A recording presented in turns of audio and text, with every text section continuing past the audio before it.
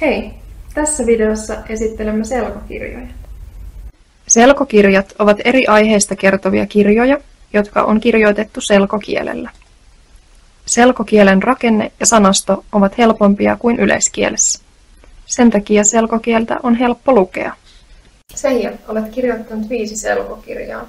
Ketkä lukevat selkokirjoja? No, selkokirjat on tarkoitettu niille, joilla on vaikeuksia joko ymmärtää tai lukea tavallista yleiskielistä tekstiä.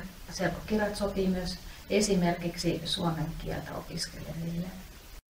Kirjoissa on paljon kuvia. Kuvien avulla esimerkiksi fysiikkaa on helpompi ymmärtää. Mitä aiheita kirjoittamissanne selkokirjoissa on?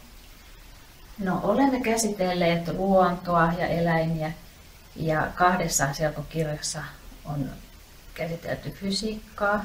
Juha on fyysikko ja hänen asiantuntemustaan on voitu käyttää niissä kirjoissa. Polku vie metsään.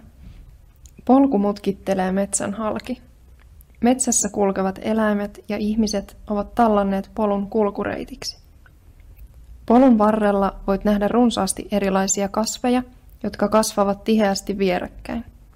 Metsä on täynnä elämää, josta muodostuu rikas ja värikäs kokonaisuus. Monipuolisessa metsämaisemassa kaikilla eliöillä on oma paikkansa luonnon kiertokulussa.